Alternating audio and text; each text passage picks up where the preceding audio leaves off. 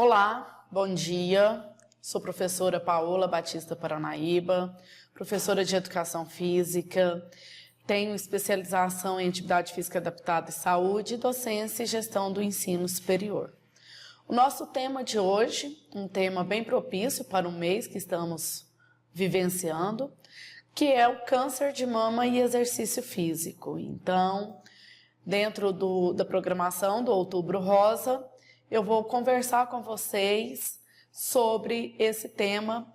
Esse tema, na verdade, é continuação de uma aula que nós já tivemos aqui no Telesaúde Goiás, que falava sobre o câncer de mama e exercício físico. Hoje a gente fala sobre a prescrição do exercício, como que eu prescrevo o exercício físico para os indivíduos que foram mastectomizados. E aí a gente utiliza a palavra mastectomizada e indivíduos, uma vez que já não é tão raro a gente ter aí o câncer de mama no homem também.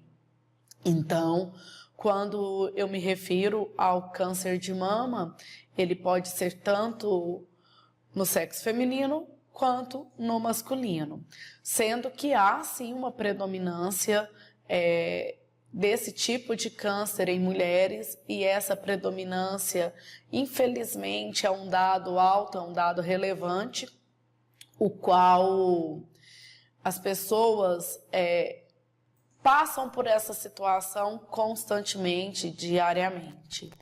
Então, tenho aí uma boa oportunidade nessa aula. Estou à disposição para ir sanando as dúvidas no decorrer da transmissão. Nós temos pessoas que estão nos acompanhando nesse momento, pessoas que estão aí ao vivo, trabalhando com a gente nesse projeto. E é sempre um prazer grande estar aqui no Telesaúde, trazendo um pouquinho do conhecimento que a gente tem aí sobre o exercício físico e o câncer de mama. Lembrando que o câncer de mama é o crescimento desordenado das células. Então, há um crescimento desordenado de células na região da mama que pode gerar aí um tumor. Esse tumor pode ser benigno ou maligno, e que a mastectomia é o procedimento de retirada total da mama. Então, a gente tem o procedimento de quadrante, mastectomia parcial e mastectomia total. O exercício físico hoje, que a gente vai estar tratando aqui, é sobre quando acontece uma dessas três situações.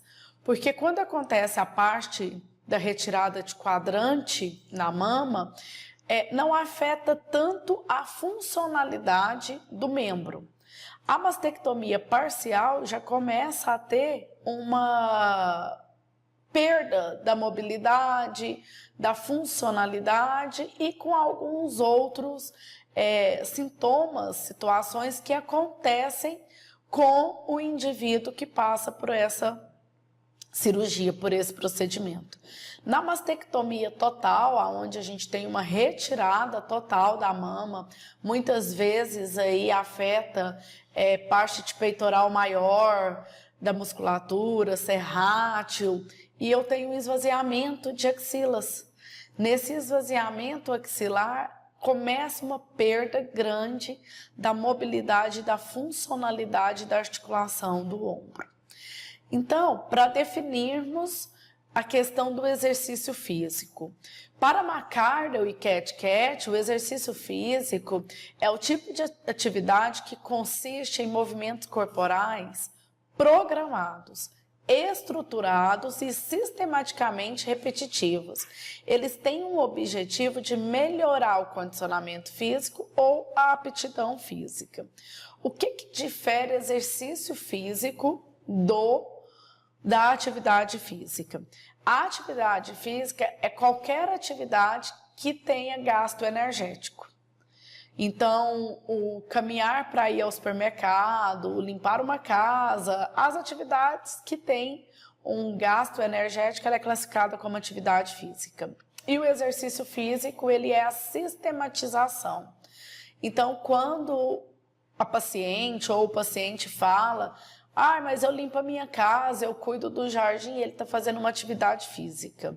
O exercício físico ele precisa entrar como algo adjunto ao tratamento. Então, ele é totalmente programado, ele é totalmente estruturado para realizar aí efeitos benéficos nesse tratamento.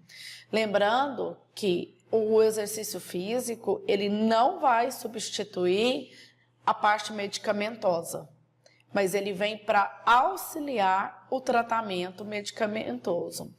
E quem prescreve o exercício físico é o profissional de educação física. Então, quando acontece a parte da cirurgia, quando acontece a questão da retirada da mama, o paciente ele vai passar por alguns processos.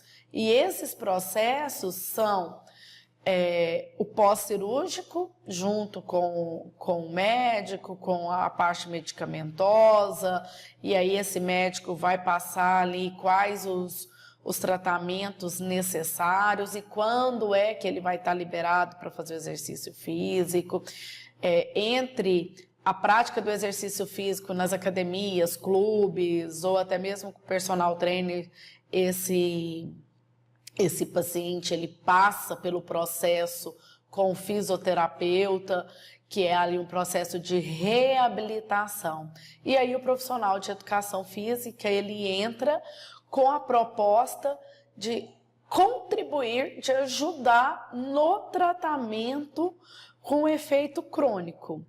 Então, nós recebemos muitos pacientes nos estúdios de Pilates, nas academias, que vem liberado tanto pelo médico quanto pelo fisioterapeuta para dar continuidade ali ao tratamento, tendo o exercício físico como auxílio. A população sadia, a população que não tem casos registrados, que não tem históricos da doença, quando fala que está sedentária, ela já causa uma preocupação, porque a inatividade ocasiona reduções da capacidade física, resistência, força, flexibilidade e até mesmo nas variações psicológicas. A pessoa sedentária, ela tende a ter uma maior possibilidade de mau humor, de ansiedade, desenvolver aí uma depressão e outras situações que podem dificultar o dia a dia dela. Na questão da pessoa que já tem ali o histórico de uma doença crônica, e aí nesse caso hoje a gente falando de câncer de mama, a inatividade física possui efeitos muito mais abrangentes e intensos. Porque além de todos esses fatores de perda de resistência, perda de força, diminuição de flexibilidade, aumento da possibilidade de depressão, de solidão, de baixa autoestima, alguns efeitos eles vão acontecer devido ao processo cirúrgico. Então, o processo cirúrgico, e hoje a gente já percebe aí a equipe médica tentando preservar ao máximo que eles conseguem de musculatura, de pele, de toda uma situação ali para não afetar tanta funcionalidade, as atividades da vida diária desse paciente, justamente para favorecer ao tratamento, uma vez que a pessoa que sobrevive ao câncer de mama, ela precisa ter uma vida normal, ela precisa ter a autonomia de realizar todas as atividades propostas. Então, essa situação da inatividade, e aí a gente sabe que não é fácil, porque muitas vezes esse paciente está com dor, esse paciente está com uma autoestima mais baixa, esse paciente está com um processo ali psicológico abalado.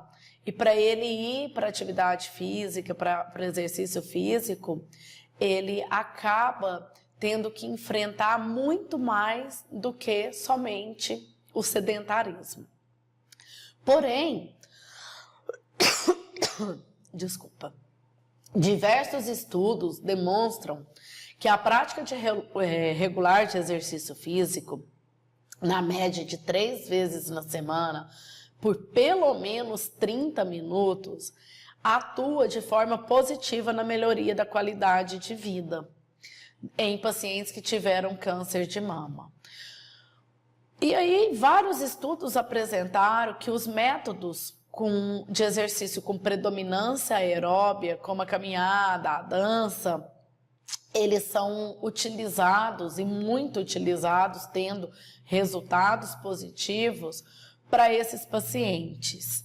Porém, já tem vários estudos sendo feitos e apresentados resultados onde os exercícios resistidos, que é o treinamento de força, que é a musculação, o treinamento funcional, ele ganha cada vez mais espaço dentro da prescrição de exercício físico para a pessoa que sofreu a mastectomia.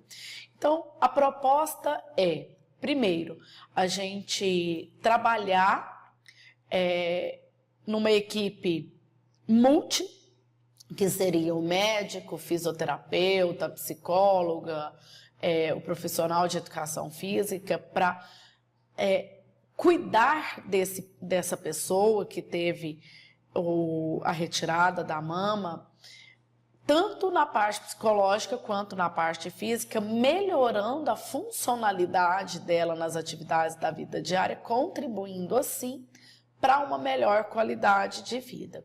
E aí é interessante, a gente vai estar vendo agora para frente, que o casar o exercício aeróbio com o exercício de força, a gente passa a ter um resultado mais significativo. Eu ganho mais tempo quando eu trabalho os dois juntos. E aí, lógico que a gente tem que sempre lembrar do princípio da individualidade biológica e compreender que o exercício físico, ele precisa ser individual. Eu tenho que montar um programa de exercício, fazer uma prescrição individualizada, porque cada caso é um caso, cada pessoa ela vai reagir de uma forma aos medicamentos, cada pessoa vai ter uma recuperação maior ou mais lenta ali, uma recuperação mais rápida ou mais lenta do membro que foi afetado. Então, o importante pensa sempre na individualidade biológica. E é lógico que todos os outros princípios de treinamento fazem parte para montar essa prescrição. O que o exercício físico tem como principal função junto com o tratamento no câncer de mama? O exercício físico, ele ajuda a reestabelecer os movimentos do membro superior afetado após a mastectomia. Ele ajuda a prevenir o surgimento de edemas e de linfedemas que acontecem com uma possibilidade maior em pessoas que passaram por esse tipo de cirurgia. A gente vai estar falando alguns slides para frente sobre os linfedemas. E aí eu já adianto que ele vem para prevenir o surgimento. Se tiver a presença de linfedema, é preciso, primeiro, outro profissional, que aí no caso seria o fisioterapeuta ou até mesmo o médico, para poder tentar reverter esse quadro, para a gente poder dar continuidade. Ele vem para controlar a fadiga. O exercício físico vai ajudar a diminuir o cansaço que é provocado pelo próprio tratamento. Então, o controlar a fadiga, a partir do momento em que eu aumento a resistência, a força, a resistência muscular desse indivíduo, eu vou estar contribuindo para que ele tenha uma vida mais adequada, mais favorável ao seu dia a dia. E aí ele melhora condicionamento físico e muscular. Lembrando que o paciente com o processo de câncer, seja ele o de mama ou de qualquer outra região, há uma tendência grande de perda de massa magra. Então, há uma diminuição da massa muscular, causando fraqueza, fadiga, levando ele até um processo depressivo, uma vez que ele não consegue realizar as atividades da vida diária dele. Vamos falar agora sobre o linfedema. Na imagem mostra um braço tendo o linfedema e é justamente o braço aonde teve a retirada da mama. E aí na imagem a gente consegue ver, não tão nítido, mas com uma possibilidade ali que teve um esvaziamento axilar. E se teve esse esvaziamento axilar, eu diminuí a parte circulatória. Então eu provoco, a partir do momento que há uma diminuição do sistema circulatório, há uma possibilidade grande de ter o edema, o linfedema. E o linfedema é definido como um acúmulo anormal de proteínas e líquidos no espaço intersticial. Ou seja, os pequenos espaços entre as células, eles vão acumulando proteínas e líquidos que não conseguem ser drenados justamente por conta da lesão que aconteceu. Então, na retirada da mama, muitas vezes entra ali um pedaço de peitoral maior, entra ali serrátil e entra a parte de estrutura axilar. E aí cria-se um buraco. Nesse buraco eu diminuo a circulação.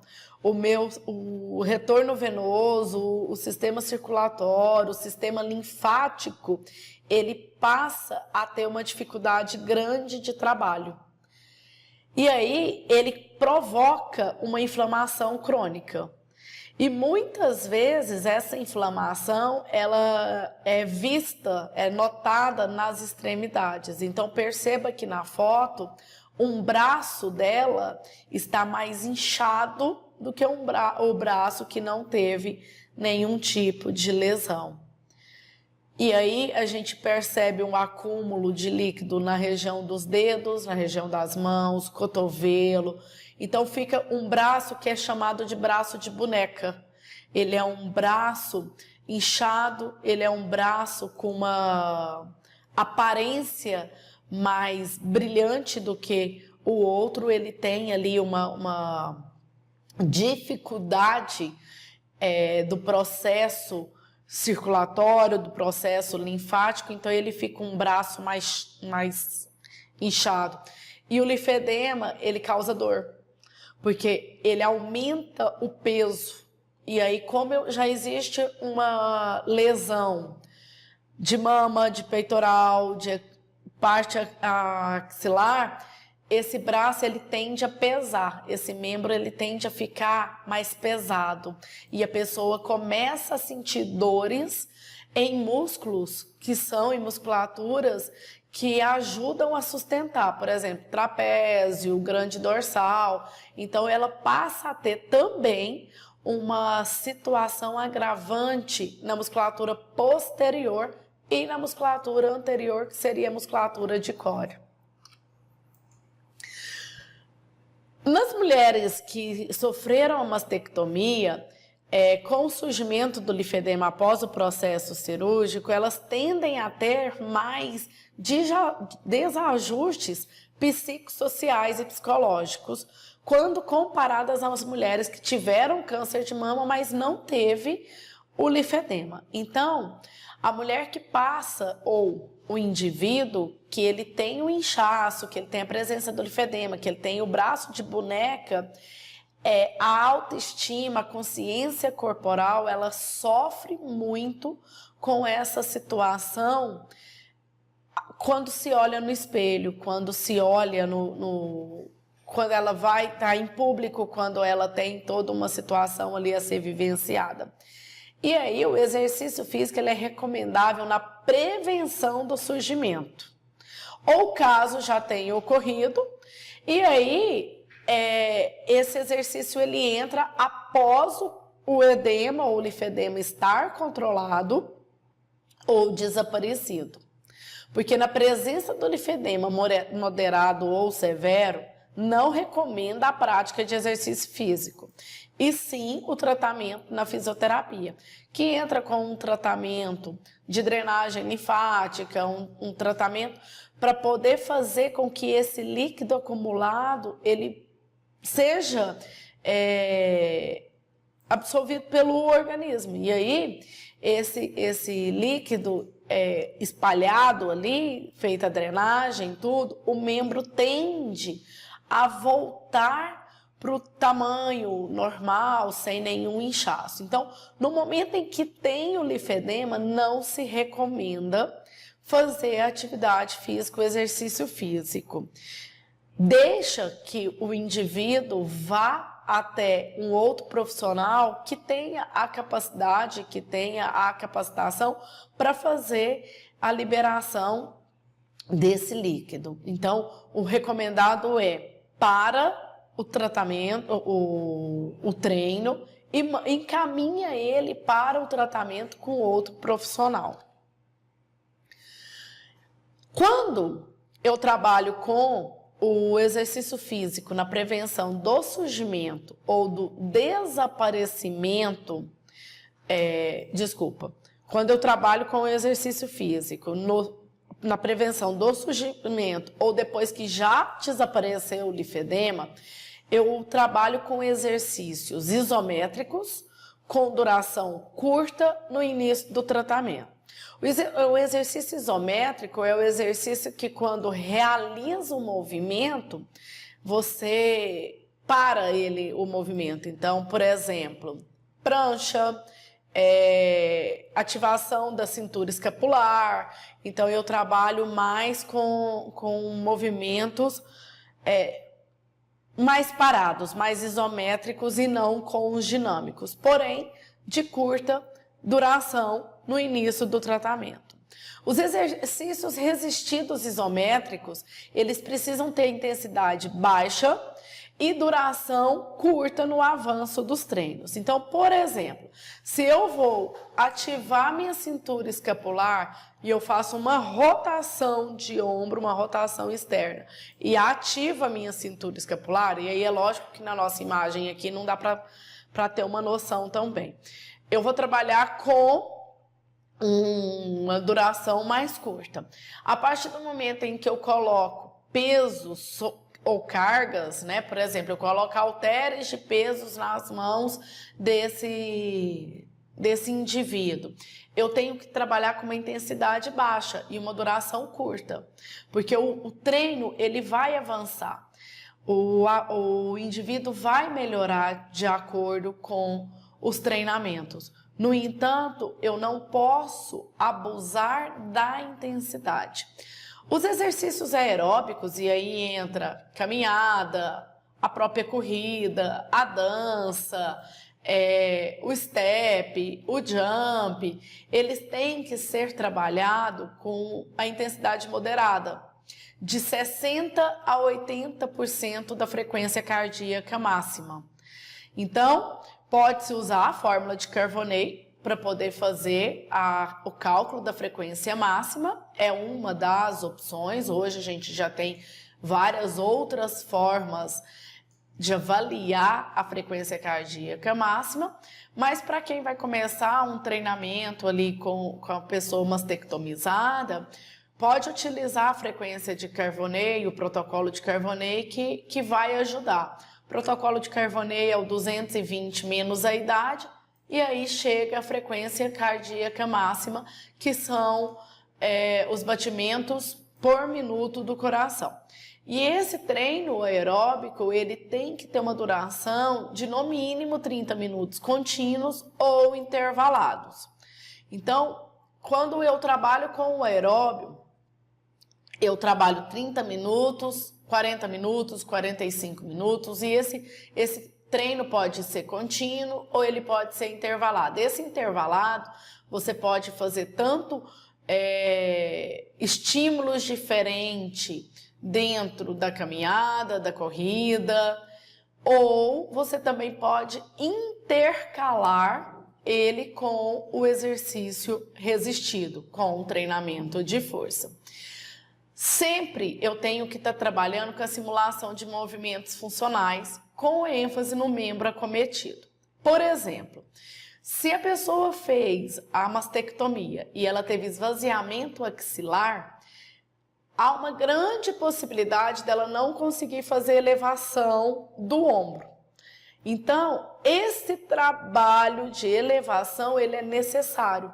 Por que ele é necessário? Porque uma das funções do corpo, né, por exemplo, o indivíduo, ele precisa pentear o cabelo, ele precisa conseguir vestir uma roupa. Então, isso são exercícios funcionais em que a gente precisa estar trabalhando dentro do nosso programa para a pessoa que teve aí a retirada da mama.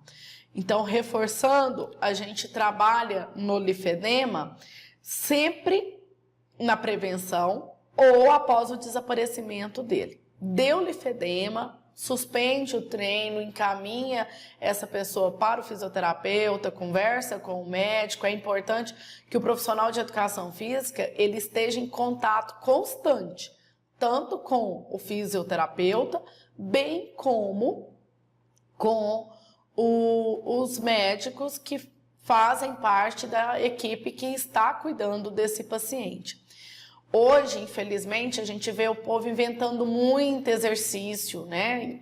Nós temos aí a internet que vem com muita coisa boa, mas tem muita coisa que é preciso ter uns olhos mais clínicos para poder estar trabalhando, principalmente com um grupo especial no caso da pessoa que teve o câncer de mama. E aí, o que a gente sempre fala, o que a gente sempre recomenda, o básico sempre vai ser o básico. E o básico vai te ajudar a ter uma melhoria funcional. Outro fator que atrapalha muito o dia a dia, as atividades da vida diária dessa pessoa que teve câncer com mama, câncer de mama, é a fadiga. A fadiga é uma forma crônica de cansaço. Ela é percebida de forma incomum ou anormal pelo paciente e ela é desproporcional ao exercício. Então, não é a fadiga provocada, o cansaço provocado pós-exercício, e sim o cansaço que a pessoa sente. Vamos usar um termo aqui para a gente poder compreender. É aquele cansaço que ela sente do nada, né? Ela está cansada. Ela está tendo uma dificuldade respiratória, ela está tendo uma dificuldade cardio, ela está sentindo um cansaço no corpo, que esse cansaço não é resolvido com o descanso, ou até mesmo com o sono. A pessoa ela dorme, mas ela amanhece, ela acorda cansada, ela reclama de cansaço, de algo que para ela antes do câncer de mama era normal. Então, por exemplo, a pessoa com câncer que passou pelo procedimento aí da retirada da mama, que está fazendo o tratamento com quimioterapia, radioterapia, ela tem um cansaço que dificulta ela em qualquer situação. Ela tem cansaço para fazer as atividades da vida diária, ela tem cansaço para cuidar dos filhos, ela tem cansaço, ela está com uma fadiga, ela está fadigada sem ter necessariamente ali um fator que provocou aquilo. Né? O fator existe, que é a doença e o tratamento em si.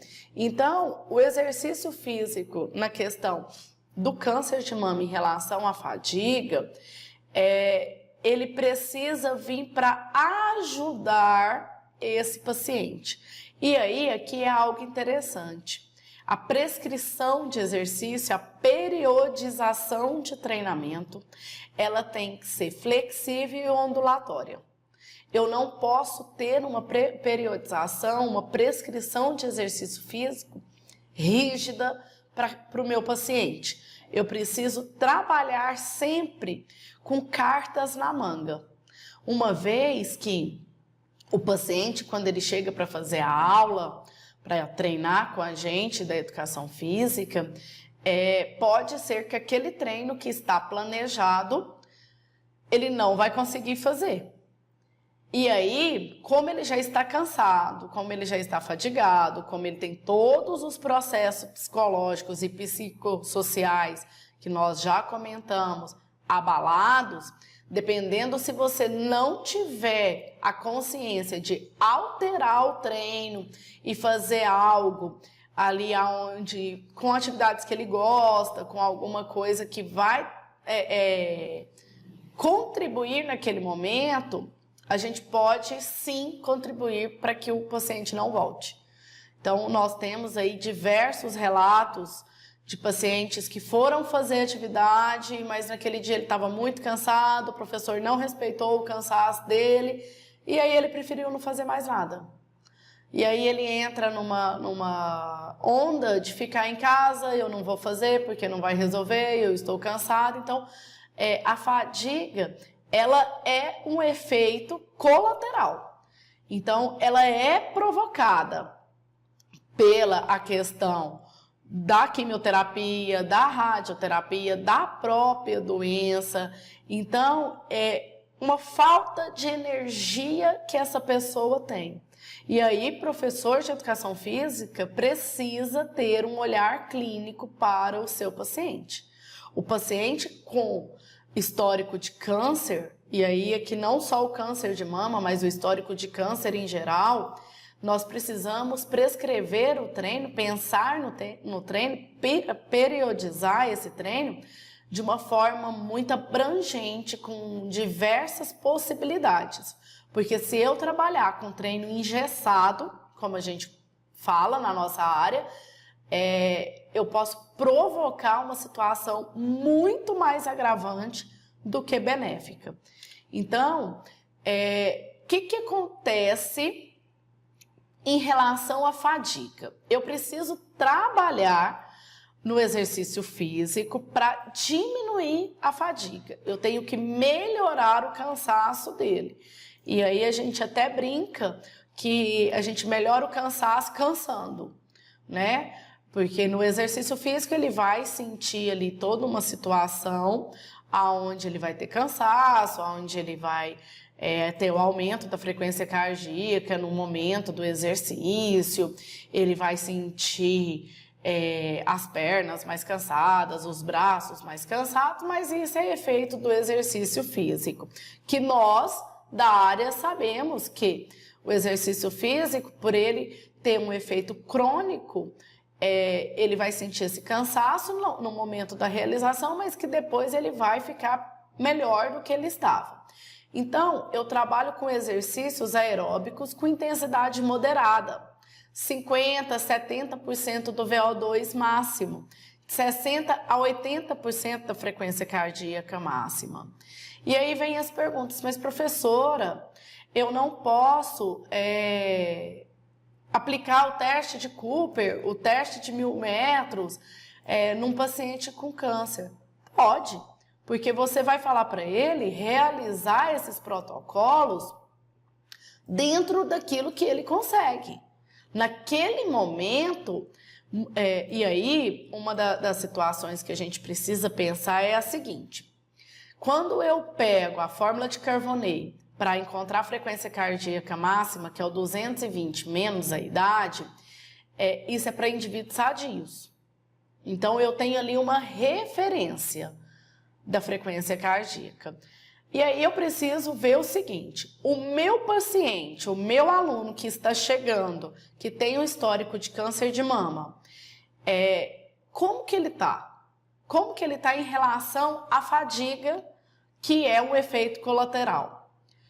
Então ele está sentindo esse efeito, ele está com muito cansaço, ele relata para você que ele está cansado sem fazer nada. Então toma um cuidado com a questão da frequência cardíaca feita pela fórmula de Carvonnet. Porque pode ser que a frequência cardíaca, por exemplo, uma paciente de 20 anos, 220 menos 20 vai dar 200 batimentos por minuto.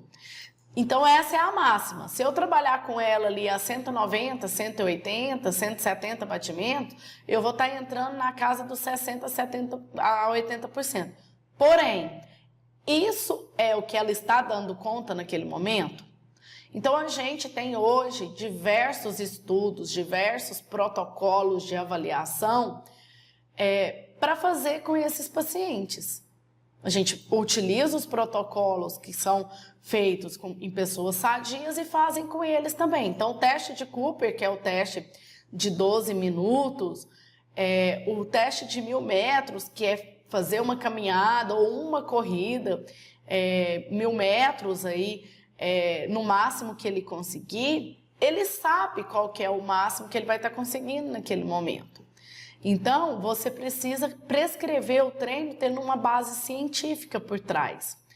Os exercícios resistidos, a gente precisa trabalhar em grandes grupos musculares, com uma intensidade moderada, numa frequência de 2 sessões semanais. E aí, algo interessante, é melhor eu dividir esse treino, tentar não coincidir o treino aeróbio junto com o treino resistido na mesma sessão. Então, se a gente observar, a gente fala em 3 sessões para aeróbico e 2 sessões para resistido. Então, vamos colocar que o nosso aluno vai treinar 5 vezes por semana, numa faixa de 30 minutos. Tenta dividir os treinos de uma forma que você intercala um aeróbio, um resistido, um aeróbio, um resistido. Não dá para fazer assim, ele vai treinar apenas 3 vezes por semana ou 2 vezes por semana. Você precisa ter na sua periodização um esquema aonde o objetivo do treino prevaleça uma questão mais do que a outra. E aí vem uma situação assim. Se o seu indivíduo, se o seu aluno, ele está com a apresentação do efeito colateral da fadiga, a gente precisa melhorar primeiro a fadiga. Então, vamos dar ênfase num treino para fadiga, para melhorar isso, né? Para aumentar essa resistência cardiorrespiratória dele. Se ele não está reclamando de fadiga e ele está vindo pós-linfedema, ou a gente está trabalhando na prevenção para não surgir o linfedema, na prevenção aí do surgimento, então eu posso casar o treino de força com o treino aeróbio. Por isso que não dá para ser receita pronta. Não dá para a gente trabalhar na educação física, na montagem de treinos, com receita pronta de bolo, porque não existe. Porque cada paciente vai te apresentar uma proposta. Cada paciente vai te dar um feedback.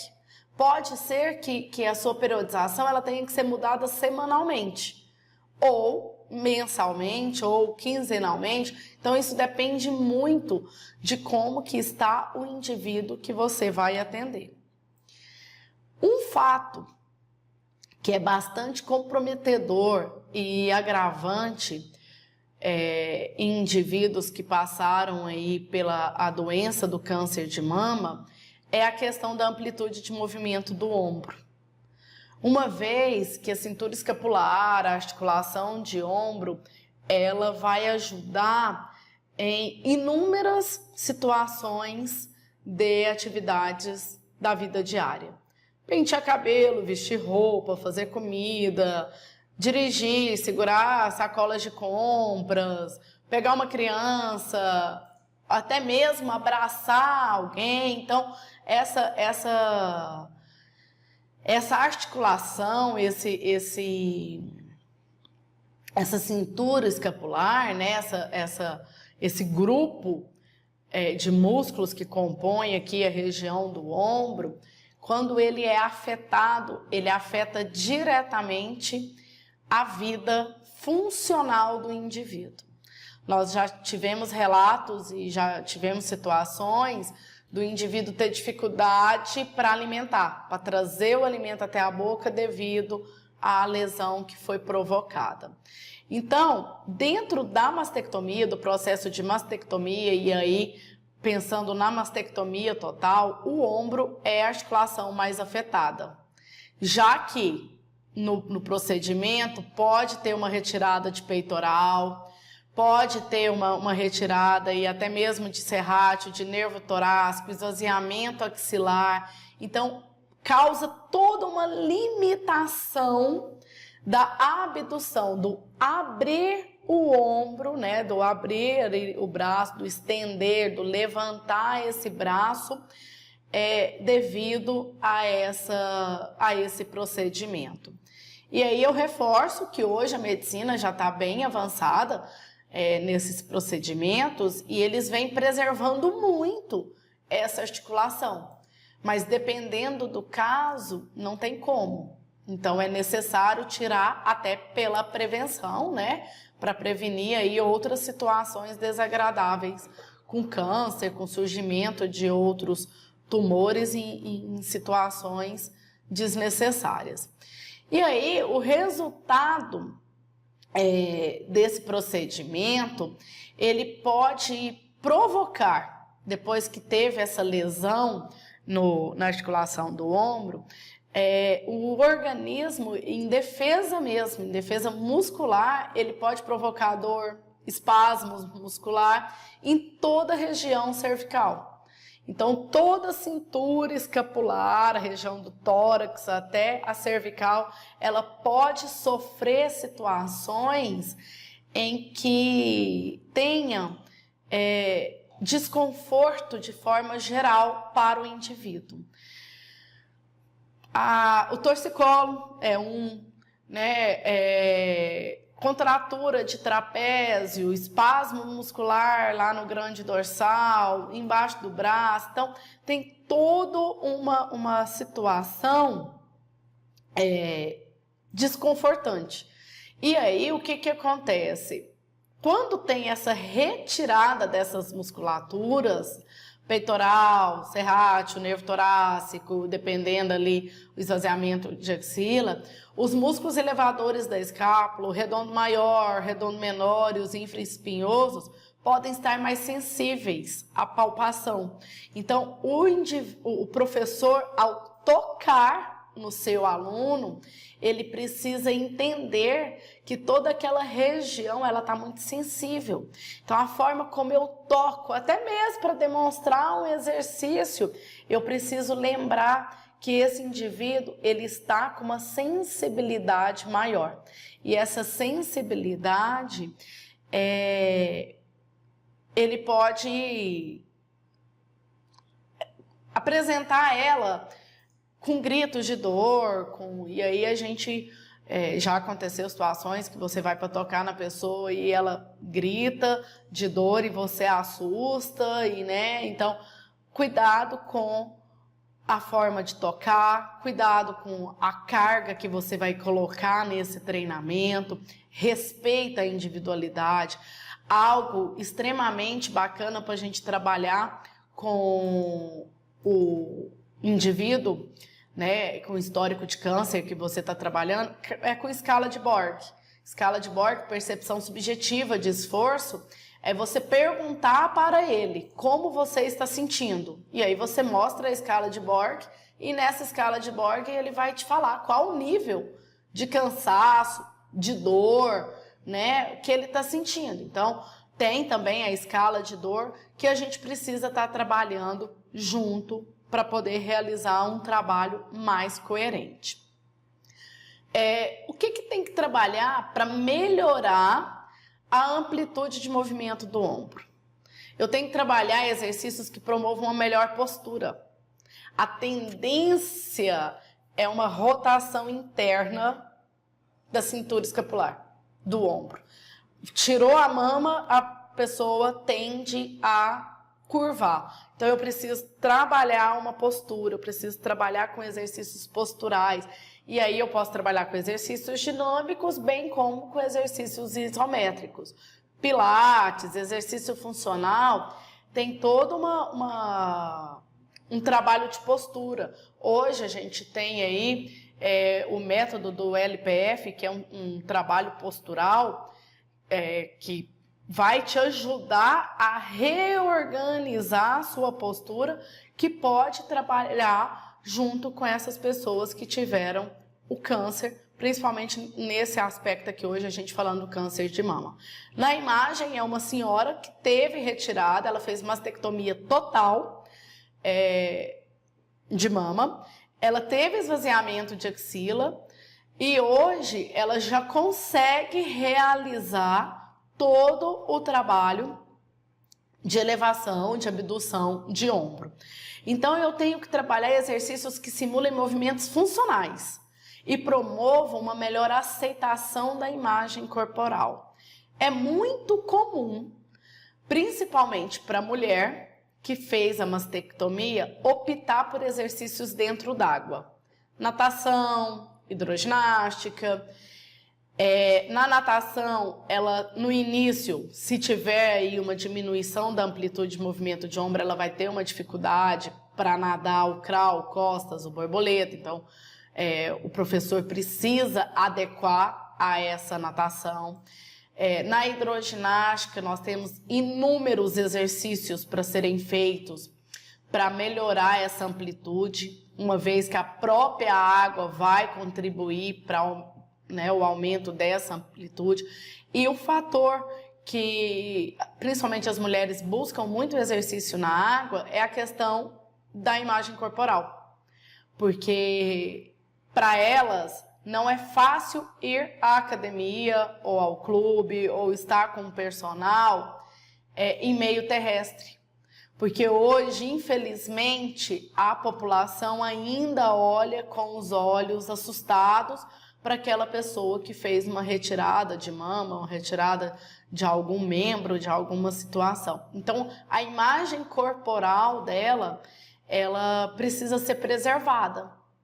Se você estiver dando aula em academia, em clube ou personal, em meio terrestre, percebeu que o seu aluno, que a sua aluna está ficando incomodado, porque tem alguém olhando, porque ela não consegue realizar o movimento da forma correta que precisa ser, tenha a consciência de mudar alguma coisa ali, né? De mudar o exercício, de não colocar ela em exposição. Se está na água, ela já vai ter a vantagem ali, porque a água dá uma distorcida, né, na imagem, então ela se sente melhor lá dentro.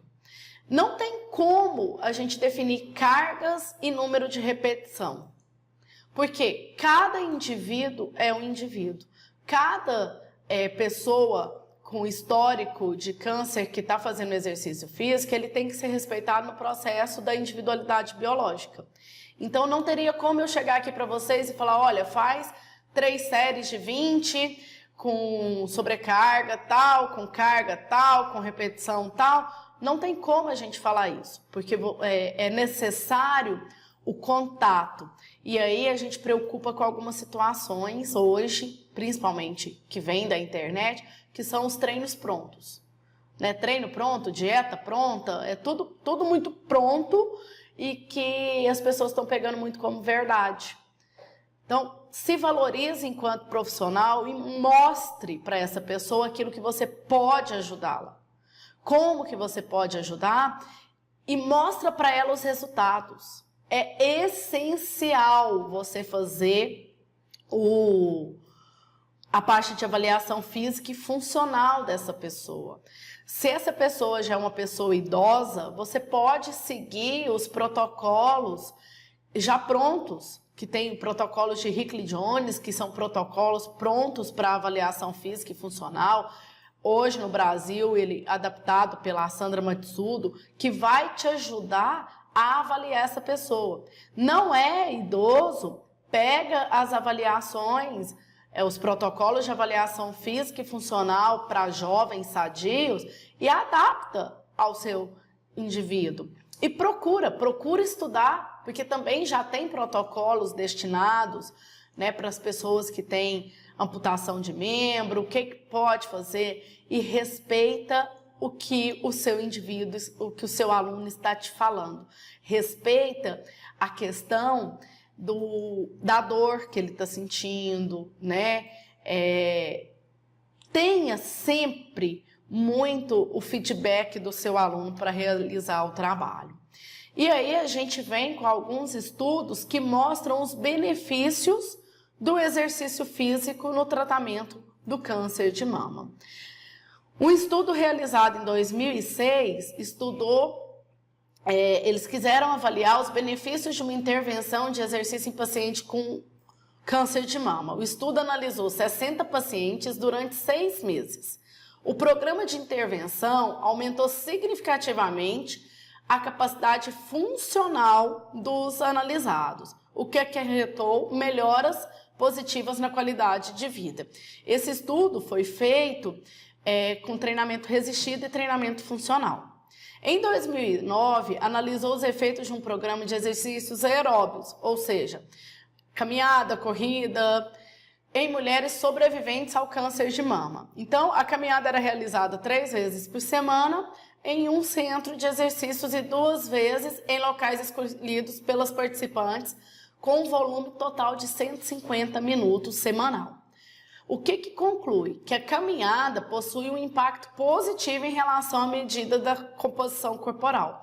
Ou seja, a mulher que teve as mulheres que participaram desse estudo, o índice de massa corporal, a composição corporal em si delas teve uma melhora, uma vez que elas mantiveram ou diminuíram o peso ali, não aumentando a questão do sobrepeso, que é algo também que agrava muito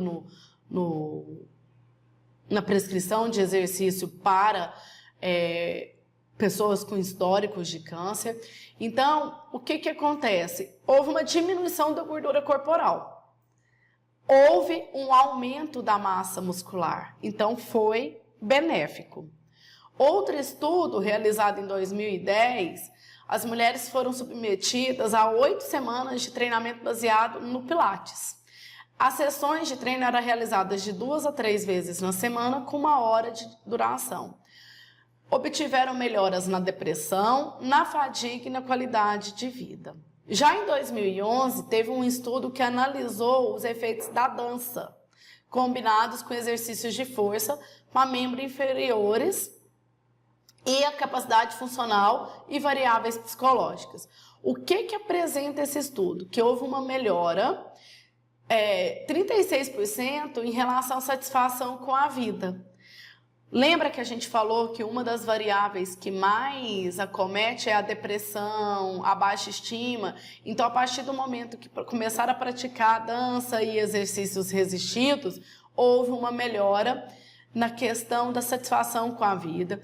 Houve uma diminuição de 35% nos sintomas de depressão e 19,9% de melhoras na capacidade funcional. O que isso apresenta para a gente? Que o exercício físico ele é benéfico dentro do tratamento com câncer de mama. Nesse estudo, mulheres entre 24 a 73 anos trabalharam com exercícios resistidos. E aí conclui que o programa supervisionado de exercício resistido deve ser incorporado a um programa de reabilitação em pacientes com câncer em razão de seus impactos positivos na melhora da qualidade de vida. Ou seja, não tem como o profissional de educação física estar fora da equipe multidisciplinar que vai estar cuidando desses pacientes sobreviventes ao câncer. Então, nós da educação física precisamos sempre estar muito próximos da equipe médica, da equipe de fisioterapia, da equipe de psicologia, até para a gente contribuir de forma significativa nesse tratamento. E aí, para os professores de educação física, a gente levanta algumas ressalvas. Primeiro, princípio da individualidade biológica, ele é essencial. Um indivíduo não é igual ao outro. Eu não posso passar o mesmo treino para indivíduos diferentes. É lógico que em alguma situação vão ter exercícios que são iguais, vão ter cargas que são iguais, sim, mas eu não posso, em hipótese alguma, fazer receita de bolo para os meus alunos. Precisa ter planejamento. O planejamento ele é essencial. Você tem que reavaliar o seu aluno quantas vezes for necessário, porque é através da reavaliação do aluno que você vai conseguir mexer na periodização do seu treino. Você precisa estudar. Hoje, graças a Deus, nós temos aí inúmeros profissionais da educação física que são pesquisadores dentro da área do câncer e de todas as outras áreas que trabalham com pesquisas para mostrar para nós o que nós podemos fazer na nossa prática. Eu preciso conhecer a pessoa que é meu aluno. Como era a pessoa que vai ser meu aluno antes do câncer, antes da mastectomia? O que fazia, como que fazia, o que era. E aí eu tenho que trabalhar buscando os objetivos. Não tenha dó, não rotule a pessoa. Ninguém está indo para a aula de educação física, para um treino, para ser digno de dó. Você não tem que rotular, você tem que respeitar os limites da pessoa. E você precisa aprender a conversar com outros profissionais. E o aprender a conversar com outros profissionais é usar um linguajar correto, é ter uma base científica para poder você saber o que você está falando e saber contribuir de forma positiva. As contraindicações do treinamento, né, do exercício físico e o câncer, ela vem em algumas situações agudas. Por exemplo, se eu tenho o paciente com febre, com dor, com sangramento, com infecção, provavelmente está com alguma alteração na função imunológica. E aí eu preciso evitar o exercício físico nessa situação. Eu preciso deixar ele recuperar para depois a gente voltar com os treinos. A anemia e a fadiga, que são fatores que acabam sendo efeitos colaterais dos medicamentos, do tratamento em si, ele não é algo para ser uma contraindicação, porém ele é algo para ser avaliado. Você vai trabalhar com o exercício físico a partir do momento em que tiver uma liberação médica, porque dependendo do grau de anemia, é melhor ele ter um repouso, ele fazer ali um outro tratamento, uma outra possibilidade que não seja o exercício físico. E a fadiga, nós falamos já nessa aula a respeito dela. A fadiga ela não é algo para falar assim que o aluno não vai fazer a aula. Muitas vezes essa fadiga vem mais com questões psicossociais, psicológicas, do que realmente ali uma musculatura que não foi trabalhada. Então, é preciso pensar sobre essa questão. O exercício, ele vai ser eficaz a partir do momento que ele é bem planejado. Então, se eu não tiver nenhuma evidência sobre o efeito adverso do exercício, eu posso trabalhar com ele. Não coloque o seu aluno em situações em que você vai comprometer a situação, a integridade física dele. Respeite os limites dos alunos, respeite toda a periodização, seja flexível, tenha em mente uma variação de treinos, planeje, pesquise, estude. E aí tem as referências bibliográficas que nós utilizamos para montar essa aula. Então, são diversos artigos, diversas situações, as quais você pode estar buscando recurso para montar as suas aulas. O profissional diferenciado, ele investe em conhecimento e ele supera a si mesmo, uma vez que é muito gratificante. Quando você pega uma pessoa que tem um histórico de câncer, que acabou ali tendo uma retirada de mama, que teve um membro afetado, e você consegue recuperar, ajudar essa pessoa a ter uma vida melhor, a ter uma situação de vida diária, de atividades diárias com mais autonomia. Então é isso, eu espero ter contribuído com vocês nessa aula. Estou à disposição, fica aí meus contatos, pode mandar e-mail, pode adicionar no WhatsApp, a gente vai conversando, para a gente poder sempre fazer o melhor para os pacientes. E na oportunidade do Outubro Rosa, eu convido todos os indivíduos, homens, mulheres, para conhecer seu corpo. Toque em você e procure ajuda médica, veja como que está, não tenha vergonha de trabalhar na prevenção. Muito obrigada, estou à disposição para os questionamentos, para as perguntas. Então nós ficamos por aqui, muito obrigada pela oportunidade, até mais.